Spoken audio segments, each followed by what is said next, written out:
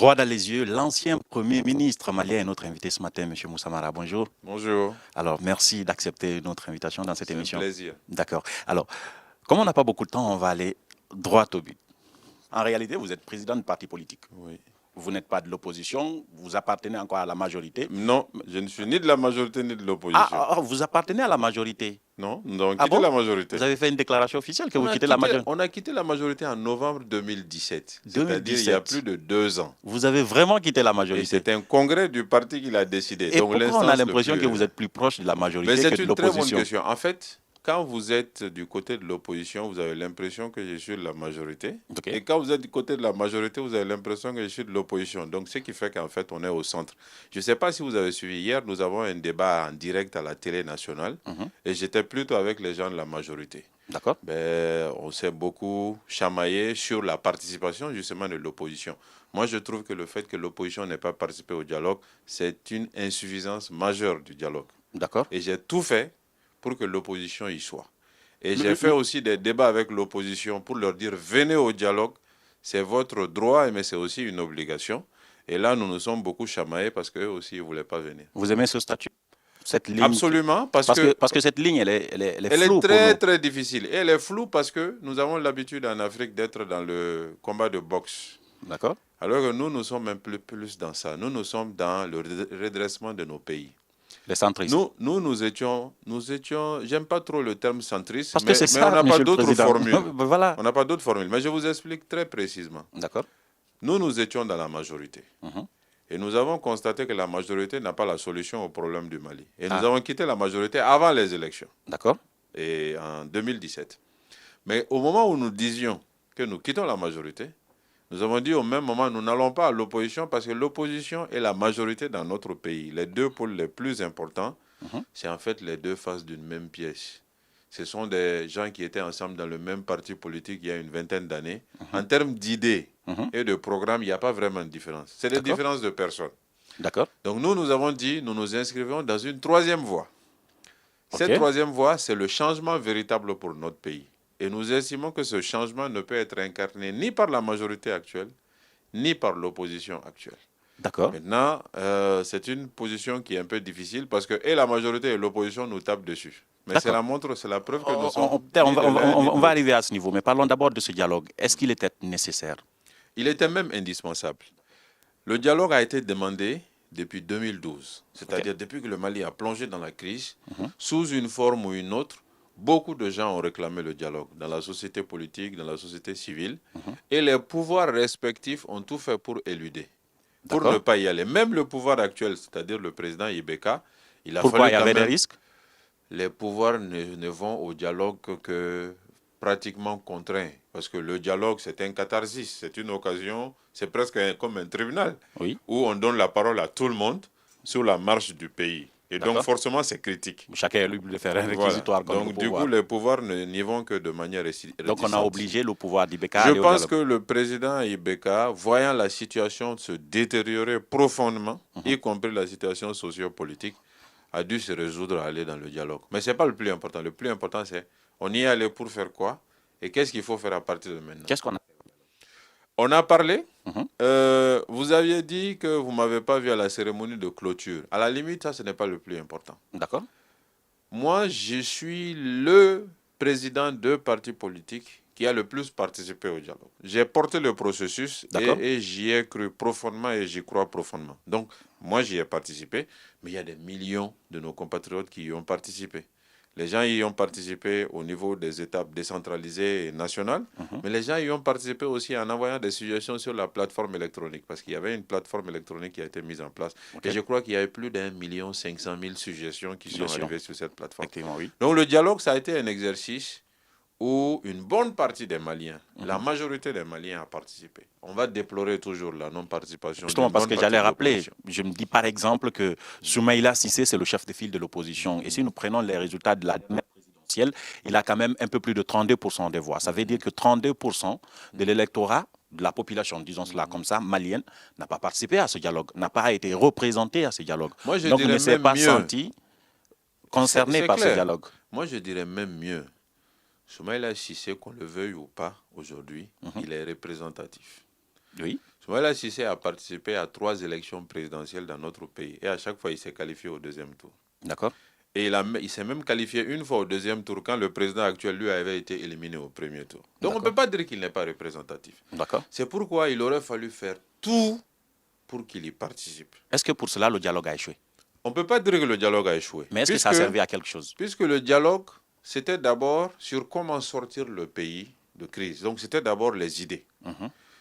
Si Soumaïla avait participé au dialogue, peut-être que ça aurait été les mêmes idées qui sortiraient. Donc les idées, aujourd'hui, on les a. On a les idées. Ce qu'il faut demander au président et au régime, c'est de tout faire pour ramener les opposants, notamment Soumaïla Cissé. Mais il y a beaucoup d'autres. Hein. Il y en a beaucoup d'autres. Non, c'est parce qu'il est le chef de file qu'on évoque son cas. Il est le plus important des opposants. Il y a beaucoup d'autres. Pour amener les opposants et la société civile qui n'ont pas participé au dialogue dans la phase de mise en œuvre.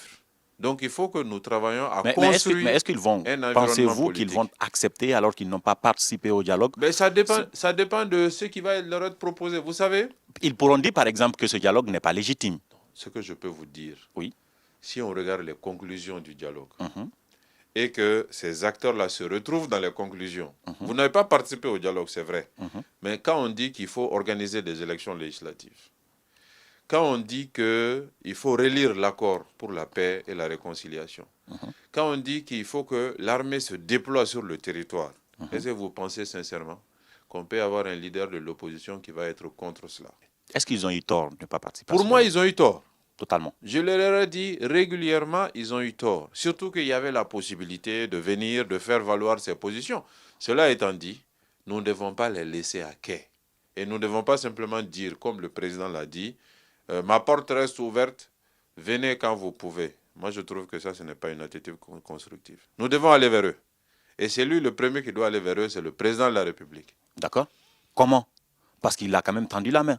Il les a appelés. Et lui dit, ma porte n'est pas ouverte, il ne va quand même pas aller les arracher. Il y a plusieurs façons de tendre la main, il y a plusieurs façons d'aller chercher les uns et les autres. Moi, je trouve qu'il n'a pas suffisamment tendu la main. Et je trouve qu'il n'a pas sincère, fait...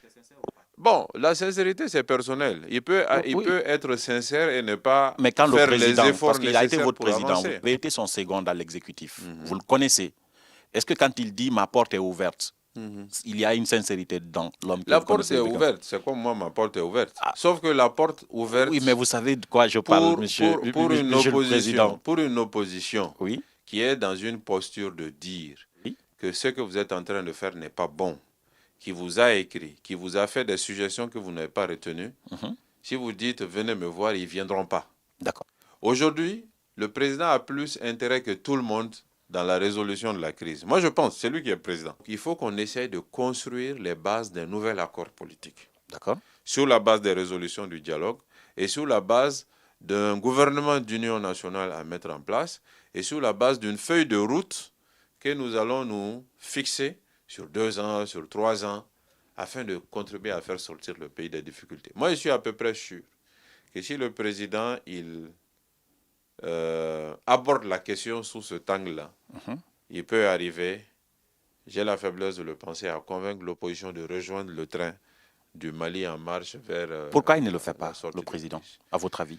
À mon avis, pour peut-être 2 raisons. La première raison, c'est qu'il n'a peut-être pas conscience que la crise est aussi profonde que ce que moi je vois. Oui, peut-être, ou vous êtes sûr? Non, je dis peut-être puisque je ne suis pas dans sa tête. Oui, mais c'est lui le président et vous avez encore une fois être son second. Je ne vous demande pas d'être dans cette... Je dis simplement... De par ses actions. Vous êtes un homme politique, vous analysez les faits politiques. Parce que quand vous pensez... Les actions du président démontrent qu'il a conscience de la situation, de la crise au Mali ou pas?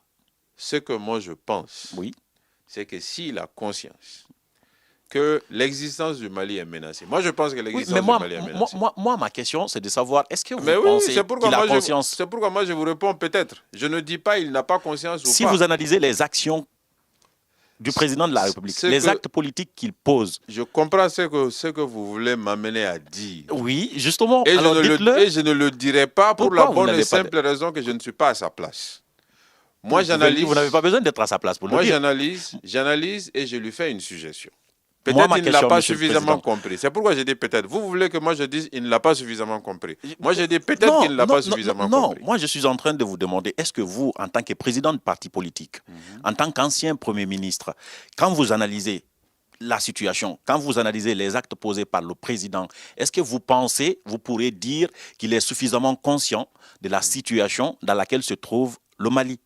Moi je vais dire, le président doit faire plus d'efforts pour amener le maximum d'acteurs politiques dans le bateau de la reconstruction. Mais pour le moment, il sous-estime la situation.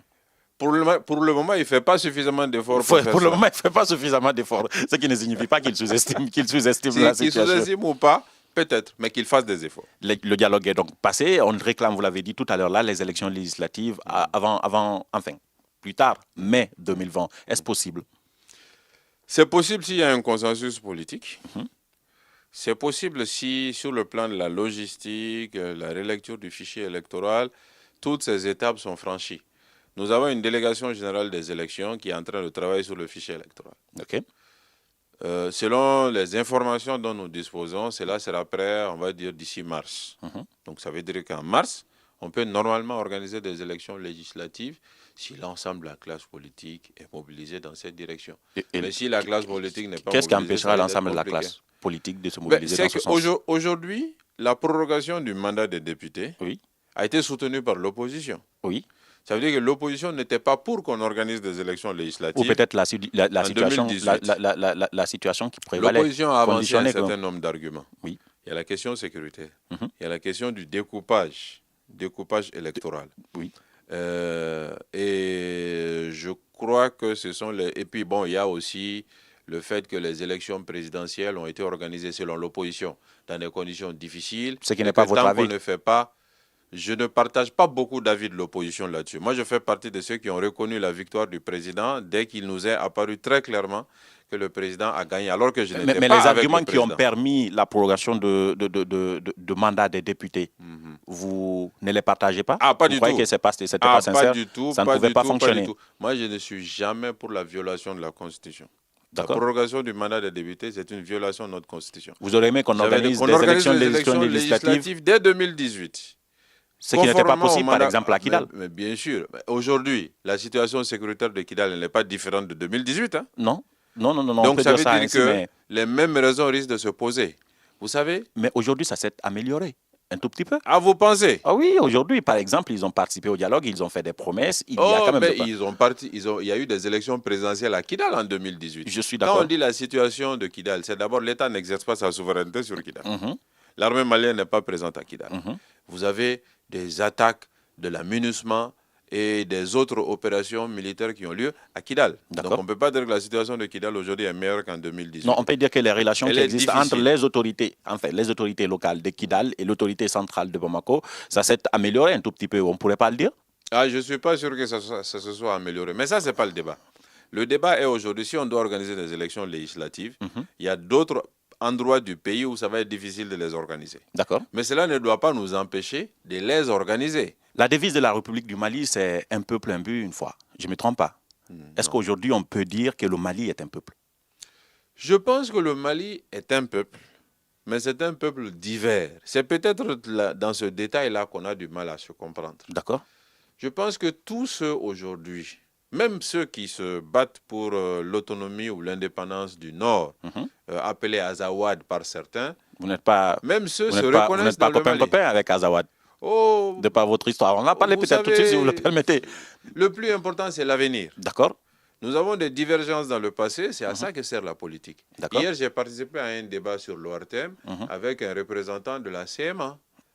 Qui fait partie du MNLA, de HCUA. Nous sommes des Maliens, donc il faut qu'à un moment ou à un autre, on s'asseye et on parle. Oui. On a eu des discussions à Alger, on a eu des accords, on a des divergences, mais nous sommes les Maliens.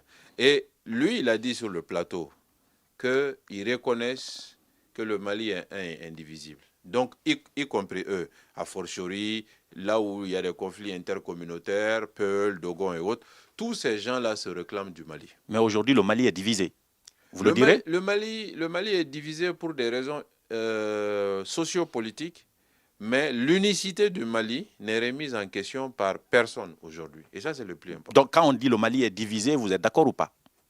Mais vous savez, ça pourrait être valable pour la Guinée Non, aussi non, aujourd'hui. non, non, monsieur le Président. Il Il n'y a pas de guerre, il y a pas de guerre au nord de la Guinée. Où les Maliens sont divisés pour des raisons sociopolitiques. Mais dans leur division, ils reconnaissent que le Mali est indivisible. C'est pourquoi je pense que nous devons nous asseoir. Aujourd'hui, la majorité et l'opposition sont divisés. Mais tous deux se reconnaissent Maliens quand même. Mais ils ne prennent pas les armes. Ce n'est pas le même cas que Kidal, par exemple. À Kidal, vous-même, vous l'avez reconnu, l'autorité centrale ne s'exerce pas là-bas. Ceux qui prennent les armes ont dit, lors du dialogue, et ils l'ont dit hier à la télé, qu'ils ne remettent pas en cause l'unicité du Mali. Ça, ce sont des dits. Si on écoute les discours, vous savez ce qui est sorti des discours. Parfois, vous-même, vous n'y croyez pas. Faites confiance aux dires et suivez les actes. Suivez les actes de ceux qui vous leur faites confiance, monsieur le Président? Mais je leur fais confiance. Ils ont d'abord signé un accord. Oui. Ça, c'est un acte. Ils sont engagés dans un processus. Dans ce processus, il y a certains d'entre eux qui font du dilatoire. Mais ça existe partout.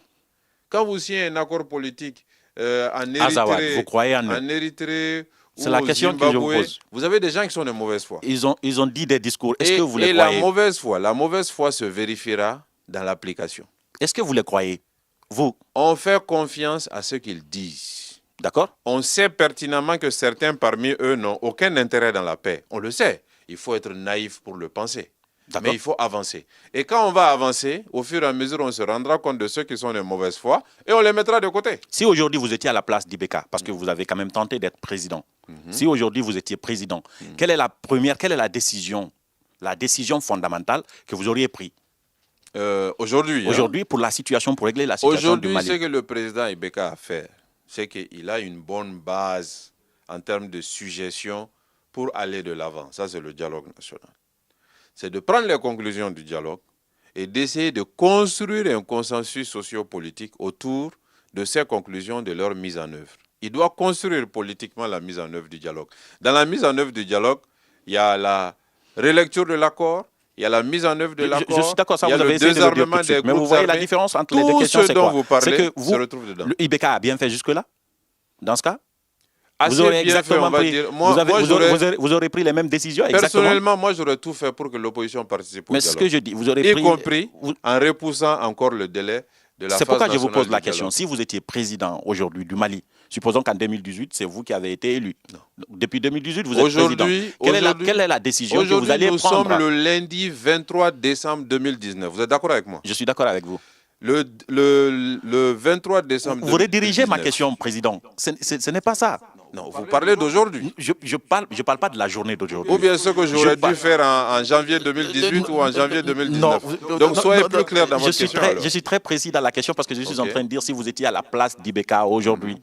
Voilà, aujourd'hui. Vous parlez d'aujourd'hui. Je parle d'aujourd'hui. Aujourd'hui. Qu'auriez-vous fait? Aujourd'hui. Donc, qu'est-ce que je ferais? Puisque là, on est en train de parler d'aujourd'hui. D'accord. Je parle d'abord du dialogue. Parce que le dialogue s'est achevé et il y a eu des millions de suggestions qui ont été synthétisées, 4 résolutions majeures, une centaine de recommandations. Moi, président de la République, je prends cette conclusion. Je vais aller voir ceux qui n'ont pas participé au processus, mais qui peuvent partager la conclusion. Je vais leur dire, vous n'avez pas participé au processus, je suis d'accord. Mais dans la mise en œuvre, votre présence est indispensable, sinon le pays ne s'en sortira pas. Comment on doit construire? Est-ce qu'on doit faire un gouvernement d'union nationale? Est-ce qu'on doit s'entendre sur un premier ministre? Est-ce qu'on doit poser des actions dans tel sens ou dans tel sens? Mettons en place un accord politique qui va gouverner nos relations dans la mise en œuvre du dialogue pendant les 3 prochaines années jusqu'à la fin de mon mandat. Moi, je serais Ibeka, c'est ce que je ferais. Alors, je vais poser la question autrement. Est-ce que Ibeka a été un bon président jusque-là? Mais pourquoi vous voulez qu'on juge quelqu'un qui est au début de son 2e mandat? Ce qui est sûr. Vous savez qu'il est au début de son 2e mandat, mais il a fait un premier mandat. Il a fait quand même plus de 6 ans pour très clairement. Ce qui est sûr, le premier mandat a été un échec. Moi, je suis très clair. D'accord. Et c'est parce que le premier mandat a été un échec que moi, j'ai soutenu un candidat pour que ce candidat soit président et donc que Ibeka ne soit pas président. Et j'ai fait campagne pour que Ibeka ne soit pas président. On a compris cela. Donc je suis très clair, je le dis. Maintenant, le président a un 2e mandat. Il a pris les bonnes décisions, Ibeka. Le premier mandat a été un échec. Le 2e mandat est au début. Ce début-là vous rassure? Mais il y a eu le dialogue national. Ça vous rassure donc? Mais le dialogue national aujourd'hui, Président, pourquoi vous ne répondez pas à la question? Majeur. Ça me rassure, mais ça à vous rassure 200%. À 200%, d'accord. Oui. C'était aussi simple de dire que oui, les décisions qu'il est en train de prendre me rassurent pour l'avenir du Mali. Pour le dialogue national, oui. Pour Seulement pour le dialogue, mais pour autre bien chose sûr. comme quoi, par exemple? Non, ça n'entrons pas dans ce Pourquoi détail. on n'entrera pas dans ce Non, détail-là? parce que pour moi, ce n'est pas le plus important. C'est le plus important surtout. Non, Parce vous savez pourquoi ce été, n'est pas important. vous avez été son Premier ministre Quand et vous vous êtes avez un homme eu politique, divers... quand vous êtes un homme politique, Oui. ce qui vous intéresse, Oui. c'est qu'est-ce qu'on va faire demain. En prenant comme base des leçons d'hier. D'hier, justement. Maintenant, qu'est-ce qu'on va faire demain par rapport à l'accord de paix? Je vous donne un exemple très précis. Les Maliens ont dit depuis longtemps que cet accord, ils ne le connaissent pas. C'est vrai, ils ne le connaissent pas. Donc le président n'a pas pris suffisamment de mesures pour que l'accord de paix soit expliqué aux Maliens. Vous avez 80% de nos compatriotes qui rejettent l'accord. Et dans les 80% qui rejettent l'accord, il y a une bonne moitié qui ne l'a même pas lu. Vous êtes parmi ceux qui rejettent l'accord ou vous êtes... Moi, j'ai participé à la rédaction de l'accord. Je ne peux pas le rejeter. Bien sûr. Moi, j'ai fait plus pour la promotion de l'accord que le gouvernement malien. Ça, je peux vous le dire. Parce que je tourne dans le pays régulièrement. Des préfets, des sous-préfets n'ont même pas la copie du rapport, de l'accord. Moi, j'ai donné des copies aux l'information. Donc, le gouvernement n'a pas suffisamment soutenu l'accord. Et le gouvernement, c'est quand même le président. Maintenant, le dialogue dit il faut relire l'accord. Le dialogue dit il faut aussi vulgariser l'accord. Voilà une conclusion qui permet de constater que par le passé, ça n'a pas été bien fait. Vous me suivez? Je vous suis. Mais pour moi, le plus important, ce n'est pas de regarder l'eau versée. C'est de dire qu'est-ce qu'on fait à partir d'aujourd'hui. Donc le président a une chance historique. Il vient d'engager un processus qui a eu l'assentement de la majorité de nos compatriotes. Parce que la majorité des Maliens ont participé au dialogue. C'est vrai. On aurait voulu que ce soit l'unanimité des Maliens. Que ce soit vraiment avec tout le monde. Il se trouve que certains n'y ont pas participé. Le président ne doit pas oublier que ces certains qui n'ont pas participé sont importants dans la conduite. Donc il doit tout faire pour les prendre dans le train de la mise en œuvre de l'accord. Et il peut le faire. D'accord. Voilà ma position. Monsieur Moussa Mara. Vous avez vu que c'est clair? Oui, je vois. C'est clair surtout pour vous, mais pour nous, il reste des ambiguïtés dedans, même si vous ne voulez pas. Même si vous voulez pas. Oui, c'est ambiguïté. Oui, je sais. C'est ce que vous êtes en train d'utiliser. Vous l'utilisez bien, monsieur Moussa Mara, ancien Premier ministre. Depuis que vous avez quitté la primature, vous devenez quoi? D'abord, vous êtes dans mon bureau d'expert comptable. Je suis expert comptable. Oui, donc vous avez un boulot. Dans la classe vous n'êtes pas politique, un président chômeur. Voilà, dans la classe politique, je fais exception. C'est que beaucoup de politiciens, je ne dirais pas la majorité pour ne pas écorcher les sensibilités des uns et des autres, beaucoup de politiciens au Mali sont des politiciens professionnels. C'est-à-dire qu'ils n'ont pas autre chose à faire que politique.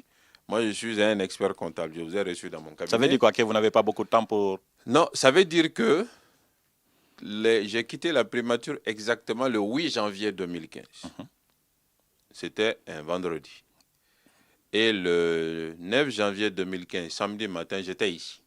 Et depuis le 9 janvier 2015 jusqu'à aujourd'hui, j'occupe ma fonction d'expert comptable. D'ailleurs, je vous ai expliqué que j'ai raté en partie la phase nationale du dialogue parce que je suis allé assister au conseil des ministres du SILS, qui est un client de mon cabinet à Ouagadougou. C'est ce qui a fait que j'ai raté. Ce qui s'est passé à Kidal, vous voulez qu'on revienne là-dessus, juste 2 mots? Non, vous pouvez aborder toutes les questions que vous voulez. Est-ce qu'il y a quelque chose que vous regrettez aujourd'hui que vous n'êtes pas à la primature? Est-ce qu'il y a quelque chose que vous regrettez dans ce qui s'est passé à Kidal? Personnellement, dans les décisions que vous avez à prendre. Personnellement, ce que je regrette, c'est que la visite ait conduit à la perte en vies humaines parmi des civils, et notamment des préfets, des sous-préfets, qui ont été assassinés froidement par les groupes armés. Les groupes armés aujourd'hui qui sont à Kidal. C'est eux qui ont assassiné froidement des préfets, des sous-préfets et des personnes qui étaient dans le gouvernorat quand je suis venu faire une réunion et quand je suis reparti. Ils sont venus, ils les ont assassinés. Moi, je regrette cela. Si on commence au début, est-ce que vous aurez reporté ce voyage? J'ai eu à dire plusieurs fois, et je vous le dis droit dans les yeux, oui. Si je devais refaire le voyage, je le referais. D'accord. Parce que ce voyage-là n'était pas un voyage de provocation, comme beaucoup de gens l'ont présenté. C'est un voyage qui a été décidé en Conseil des ministres. Donc avec l'assentiment du président de la République et de l'ensemble du gouvernement. Et il se trouve que Kidal fait partie du Mali. Oui. Reconnu par les groupes armés eux-mêmes. Même du temps où, au moins, quand j'ai fait le voyage, c'était reconnu par les groupes armés parce qu'ils avaient signé l'accord de Ouagadougou en 2013 qui reconnaît l'intégrité de notre territoire.